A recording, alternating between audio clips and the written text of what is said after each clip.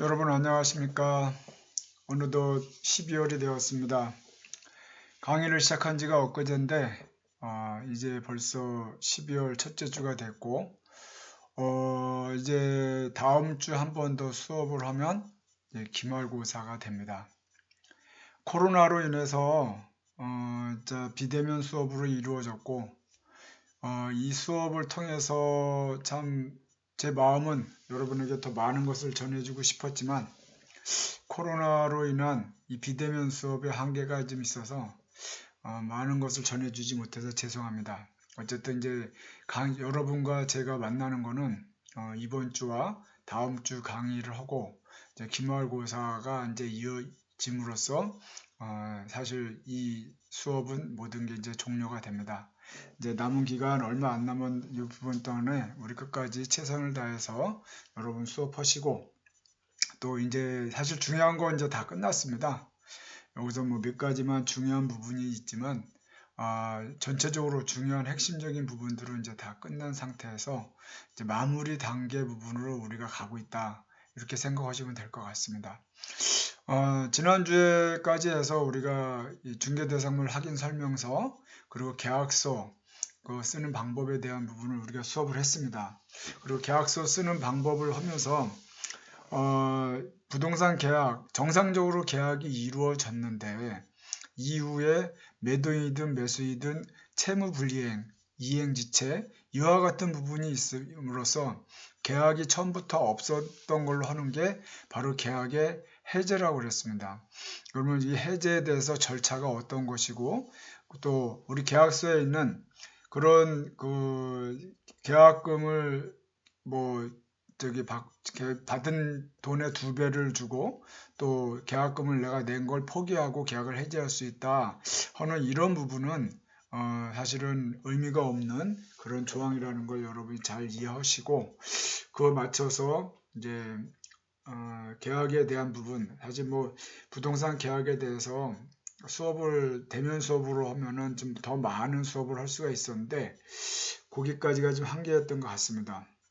이제 오늘과 이제 다음 주 해가지고 이제 마무리 부분에 대한 수업을 좀 진행하고 혹시 기회가 된다면 또 다음에 부동산 계약과 관련된 부분에 대해서 한번 또 별도 수업이 들어갈 수 있도록 하겠습니다. 자, 오늘은 개업공유중개사의 책임과 금지 행위인데 여기서 금지 행위에 대해서가 매우 중요합니다.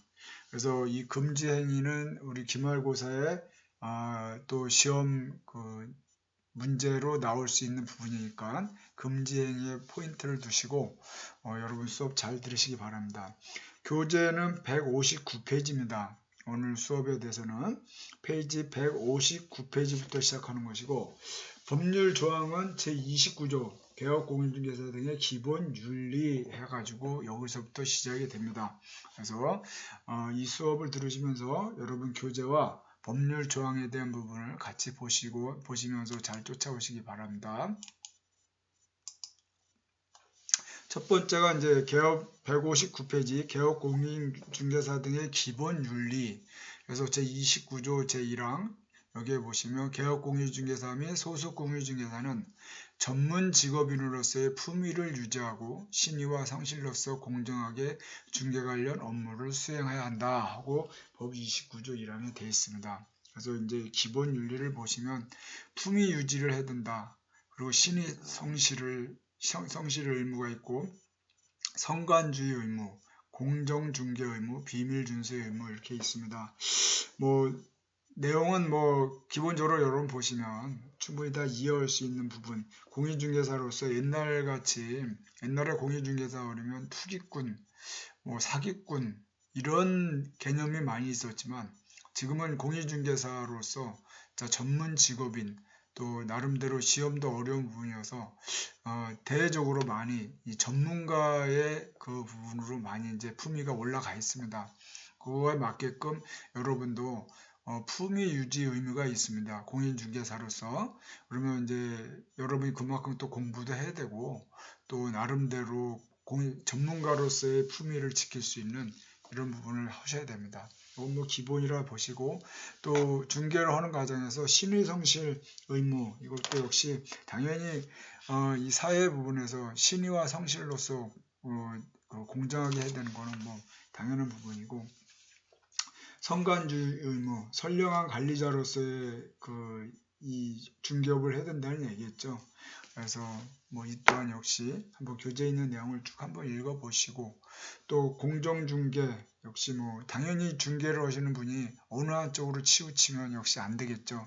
그래서 공정중개 의무가 있고, 또 비밀 준수 의무, 계약을 하면서 알게 된 어떤 비밀들을 당연히 지켜줘야 되는 거지. 그 비밀을 다른 사람한테 알림으로써 피해가 오거나 또 어떤 개인적인 부분에 문제가 생기는 이런 중개 부분이 이루어지면 안 되겠죠. 그래서 이 정도는 뭐 여러분 교재를 한번 읽어보시고, 요에 대한 위반에 대한 부분이 뭐 교재 161페이지 개업공유자 등이 비밀준수 의무에 위반한 경우 1년 이하의 징역 또는 1천만 원 이하의 벌금을 처한다. 이 부분까지만 여러분이 이해하시면 될 것 같습니다. 그래서 기본 윤리는 뭐 기본적인 거니까 여러분이 한번 쭉 읽어보시기 바랍니다. 손해배상 책임과 업무 보증의 설정, 이것도 이제 전에 우리가 얘기했는데 여러분 혹시 생각이 나는지 모르겠네요. 개업공인중개사가 그 사무실을 운영할 때 개업공인중개사는 사장이고, 여기에 이제 직원으로서 소속 공인중개사도 있을 수 있고 중개보조원도 있을 수 있다 그랬어요. 그래서 고용인과 사용인에 대한 이 부분에 있어서 책임에 대한 부분을 우리가 얘기를 했었는데, 그거와 똑같은 부분으로 이루어지는 것입니다. 그래서 이미 한번 수업을 했던 거니까 간단하게 우리가 짚어보고 가겠습니다. 교재로서는 163페이지에 있는 내용입니다. 여기 보시면 개업공인중개사의 업무상 지책사유, 우리가 개업공인중개사가 뭐 자기가 어떤 뭐 잘못했을 경우 당연히 손해배상을 하는 건 당연한 거고, 내가 직원으로 있는 소속공인중개사나 중개보조원이 업무상 잘못을 했을 때도 사용인으로서 이 배상 책임이 있다 하는 부분까지 우리가 들었습니다. 그래서 여기 내용을 보시면 이건 이제 30조에 있는 내용인데, 개업공인중개사는 중개행위를 함에 있어서 고의 또는 과실로 인하여 거래 당사자에게 재산상의 손해를 발생하게 될 때는 그 손해를 배상할 책임이 있다. 이건 당연한 거고, 뭐 전에 또 얘기했고, 이 손해를 배상하기 위해서 그래서 주로 이제 이 보증보험에 이 부분을 기록을 하고 있죠. 그리고 또 소속공인중개사 또는 중개보조원의 업무상 행위는 그를 고용한 개업공인중개사 행위로 간주되므로 개업공인중개사는 사용인의 업무상 지책사유가 있는 경우까지 모든 손해에 대해 재상 책임이 있다. 뭐 두 가지에 대해서 이미 다 얘기했고, 요거에 대한 내용이 제 30조에 있는 내용입니다. 여기 이제 여러분 판례가 있는데, 교재 163페이지에 있는 1번 판례는 조합주택의 신용에 대한 설명 의무 위반, 이제 개업공인중개사가 조합주택을 분양함에 있어서 개업공인중개사는 그 사업 시행자가 조합주택을 건설 분양할 만한 능력과 신용이 있는지 여부를 조사 확인하여 설명해 줄 의무가 있다고 할 것이므로, 그러한 개업공인중개사의 주의 의무에 대한 부주의로서 의뢰인이 재산상 손해를 입었다면 개업공인중개사는 중개업법 19조 제1항의 손해배상 또는 민법상 불법 행위자로서의 손해배상 책임이 있다 해가지고 이제 이런 판례가 있는데, 사실 요건 좀 어려운 얘기네요.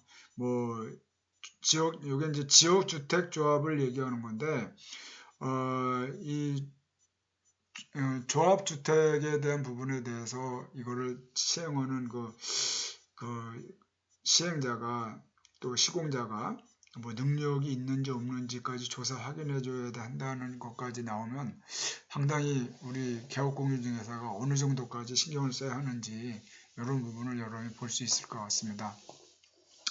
또 여기 이제 두 번째가 이제 개업공인중개사가 의뢰인에게 선순위 확정일자를 갖춘 선순위 임차인의 존재를 확인 설명하지 아니한 채 전세권만 설정하면 임차 보증금을 확보할 수 있다고 잘못 설명하여 이를 믿고 의뢰인이 임대차 계약을 체결하였으나 해당 주택의 경매 시 임차 보증금을 전혀 배당받지 못한 경우 개업공유중개사의 중개대상물의 확인 설명 의무 위반으로 인한 손해배상 책임이 있다 하는 부분이 있습니다.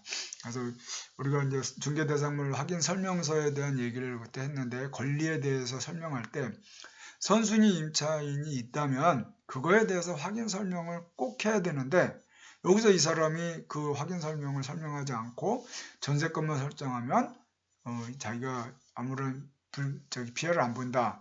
이건 공인중개사, 개업공인중개사도 내용을 잘못 알 상태에서 설명한 거고, 또 그를 믿고 계약을 했는데 나중에 보니까 임차보증금을 하나도 배당받지 못했다. 그럴 때는 당연히 이 손해배상을 물게 됩니다. 그래서 개업공인중개사 중에서도 이 법에 대한 기준을 잘 모르고 또 이런 부분에 대해서 좀 정확하게 모르는 상태에서 설명을 해가지고 이루어지는 부분들, 이런 부분 때문에 손해배상을 보는 경우도 많이 있습니다. 그래서 여러분이 졸업한 이후에도 이 개업공인중개사 쪽에 근무를 하시는 분이나 또 계속적으로 이제 앞으로 하실 생각이 있으시고 또 부동산과 관련돼서 움직이실 때는 관련된 법령을 언제나 가까이 접하면서 여러분이 움직이셔야 합니다. 그렇지 않으면 이런 손해배상 부분도 많이 나올 수가 있습니다. 중개사무소의 제공 책임에서 나오는데, 개업공인중개사는 자기의 중개사무소를 이제 다른 사람의 중개행위 장소로 제공함으로써 거래 당사자에게 재산상의 손해를 발생하게 할 때는 그 손해를 배상할 책임이 있다. 이 얘기는 개업공인중개사가 내 사무실을 다른 사람이 와서 계약을 하는 거예요. 장소를 빌려준 거예요. 이 부분에 대해서. 근데 그 장소를 빌려준 거로 인해서 거기서 그 개업공인중개사 자기는 관여를 안 했어도 거기서 이루어진 계약이 문제가 발생이 된 때는 그 손해를 배상할 책임이 있다는 부분입니다. 그래서 함부로 사무실을 빌려주거나 이러면 안 된다는 겁니다. 그래서 개업공인중개사가 사무소를 제공한 목적은 묻지 않고, 또 타인은 타 개업공인중개사 및 무등록 개업공인중개사 모두를 포함한다는 거예요.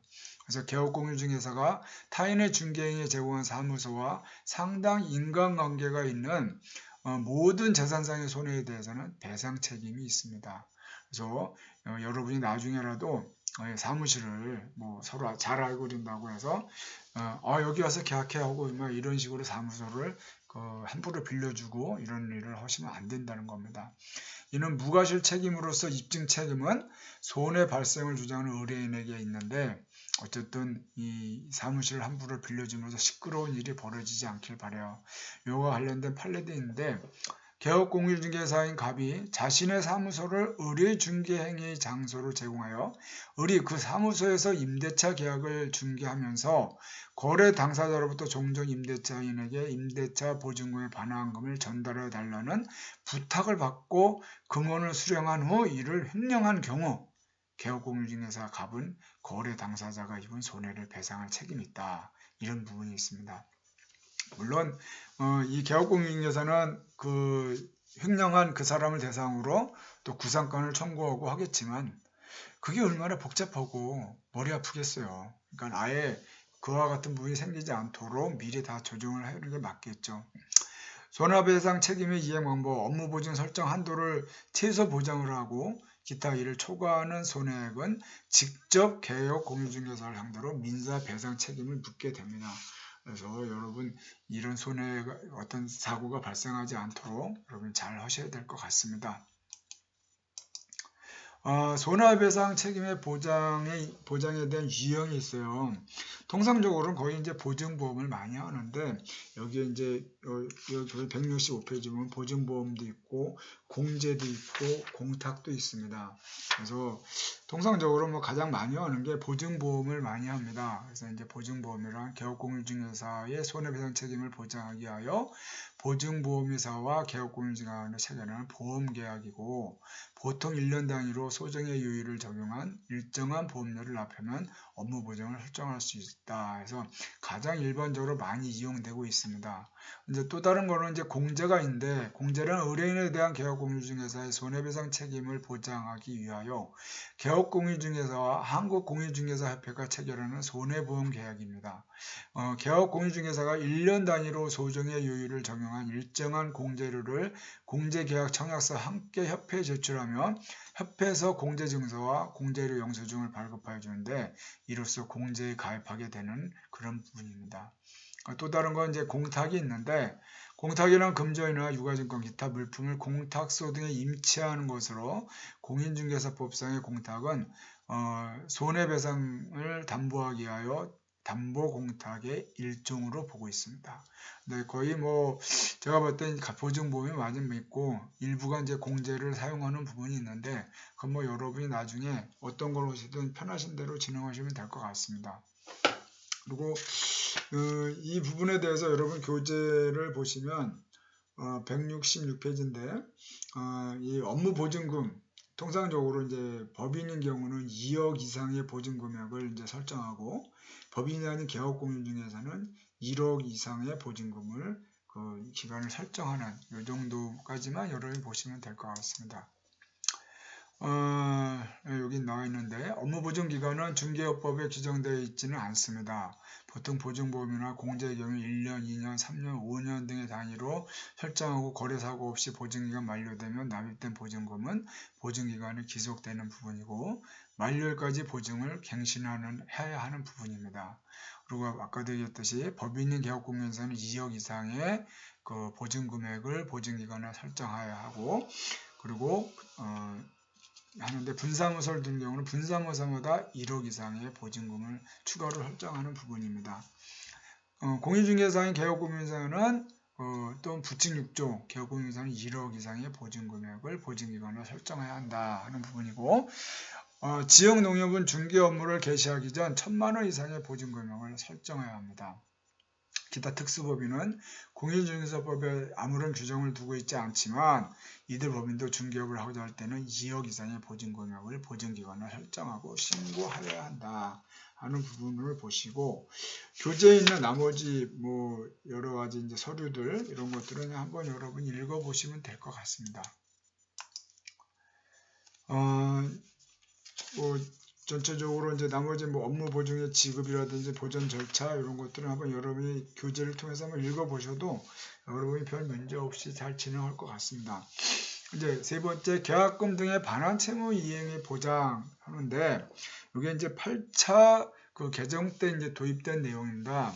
이 내용은 뭐냐면 부동산 거래 계약이 무효, 취소, 해제 등으로 매도, 임대 등 권리 이전 의뢰인이 수령한 거래대금을 즉시 반환해야 함에도 불구하고 이를 반환하지 않는 경우라든지 중개대상물의 권리관계가 위험성으로 인하여 거래계약이 완전한 이행 여부가 불투명한 경우에 매수인, 임차인 등 권리 취득 의뢰인에게 발생할 수 있는 피해를 사전에 방지하기 위하여 미국의 에스크로우 제도와 유사한 보장 제도입니다. 이 조장이 아니고 보장 제도입니다. 쉽게 해서 보면은 계약을 했는데 이 계약이 뭐 어떠한 이유로 계약이 무효인 경우도 있고 취소인 경우도 있고 해제인 경우도 있습니다.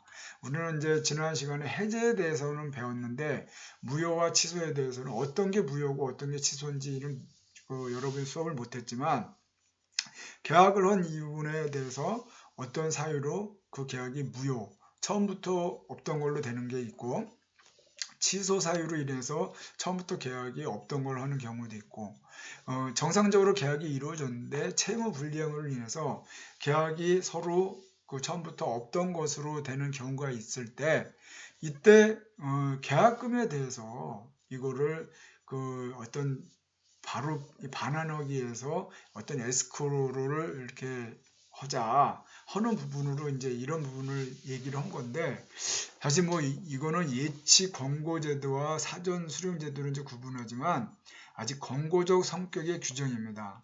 아직 뭐 본격적으로 제도에 도입하기는 아직 미흡한 부분이고 그리고 이거를 뭐 권고를 한다고 해서 이거를 과연 많은 사람들이 어떻게 생각하려는지 모르겠어요.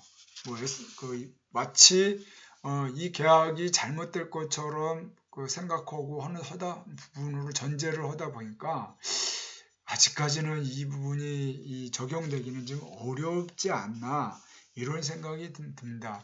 그래서 요거는 아직 권고적 성격의 규정이고 본격적인 제도로 보기에는 아직 미흡한 요 부분이라 보시면 될 것 같습니다. 자, 이제 오늘 수업에서 가장 중요한 개업공인중개사 등의 금지행위입니다. 이 수업은 이제 매우 중요한 내용이고 우리가 기말고사의 요 금지행위에 대해서도 지난번처럼 시험에 문제가 출제될 수가 있습니다. 그래서 여러분 요 금지행위 수업을 잘 들으시고 미리 잘 준비하시기 바랍니다. 금지행위 성격은 개업공인중개사 등의 금지행위 규정은 공정하고 투명한 부동산 거래 질서를 확립함으로써 국민경제의 이바지함을 목적으로 하고 있습니다. 그래서 상대적 등록 취소 및 행정 형벌 등 강력한 제재 조치를 두어 그 실효성을 확보하도록 하고 있는데 금지행위 적용 대상자는 개업공인중개사뿐만 아니라 중개업 종사자 모두에게 적용이 됩니다. 그러나 무등록 개업공인중개사나 일반인에게는 적용되지는 않습니다. 그래서 이 금지행위는 개업공인중개사나 어쨌든 중개업에 종사하는 모든 사람이 적용을 받는다는 거 이걸 보시고 여러분 교재 175페이지 금지행위 내용이 있죠. 이제 여기서부터가 이제 중요한 내용인데 첫 번째가 중개 대상물의 매매를 업으로 하는 행위를 못합니다. 이 법의 33조인데 우리 교재와 법조문을 좀 같이 좀 봤으면 좋겠어요. 그래서 이제 법조문은 중개요법 제33조 금지 행위에 대해서 나와 있는데 여기 이제 첫 번째가 중개 대상물의 매매를 업으로 하는 행위를 못합니다. 여기 보면 개업공인중개사 등은 법 제3조의 규정에 의한 중개 대상물의 매매를 업으로 하는 행위를 하여서는 아니 된다. 이게 무슨 말이냐? 중개에 대한 개념을 여러분 이해하시죠? 중개에 대한 부분 매매를 하는 매매업과 중개업은 틀립니다. 그러면 매매업은 뭐겠어요? 내가 그 부동산을 사서 내 물건을 다른 사람에게 매각하는 거예요. 중개는 매도인과 매수인, 임대인과 임차인 중간에 대해서 이 계약이 될 수 있도록 협력하는 부분이죠. 그러면 매매는 내가 이 부동산을 괜찮아서 사가지고 다시 거기다가 일정 금액을 더 붙여서 판매하는 거. 사실은 이와 같은 중개업을 꽤 많이 합니다. 이제 어떤 분들은 이제 제가 이렇게 봤을 때 경매 같은 거 중개를 하면서 경매 같은 걸 같이 하면서 이제 경매를 이제 자기가 이걸 받습니다. 그래가지고 이제 저렴하게 이제 시세보단 자기 능력으로 저렴하게 이제 한 70%대 이제 이거를 받아가지고 그거를 소유권 이전까지 했다가 일정한 기간 안에 다시 또 그거를 매각하는 이런 사람도 있고 어떤 사람은 이제 토지를 사서 이걸 사가지고 자기가 한 1000평 정도 되는 토지를 나름대로 또 쪼개가지고 이거를 다른 사람한테 매각하는 이런 부분을 하는 분들도 계세요. 그래서 원칙적으로는 중개업자는 개업공인중개사는 이 매매를 업으로 하는 행위를 하면 안 되는데 사실 알게 모르게 이 부분들이 많이 이루어지고 있습니다. 왜 이 부분을 못하냐? 부동산 거래 정보를 독점적으로 지배하는 개업공인중개사가 자기 이익을 목적으로 부동산 거래 정보를 매매업에 활용하면 공정한 부동산 거래 질서가 왜곡되기 때문에 이와 같은 걸 못하게 하고 매매업의 금지는 법정 중개 대상물에 대해서만 한정이 되는 겁니다. 법정 중개 대상물이 제3조에 나와 있는 그 내용 있죠. 그 부분에 대해서만 이제 나머지에 대해서는 이 중개 대상물이 부동산에 대한 이 법정 중개 대상물에 한정되어 있는 건데 그거 위에 나머지 매매를 하는 거는 이 법에서 취급하지는 않습니다. 매매업에 해당하면 보수료를 받지 않는 경우라든지 중개보조원이 한 매매 행위 등도 매매업에 해당한다고 하고 있고 다만 자신이 거주하는 주택이나 중개업을 영위하기 위한 중개사무소에 대한 매수 행위는 매매 행위로 여기지를 않습니다. 그래서 첫 번째 금지행위에 대해서 첫 번째는 중개 대상물의 매매를 업으로 하는 행위를 금지하고 있다 하는 부분을 여러분이 명시하시고 다음 시간 잠시 쉬었다가 다음 시간에 나머지 금지 행위에 대한 내용을 계속적으로 이어가겠습니다.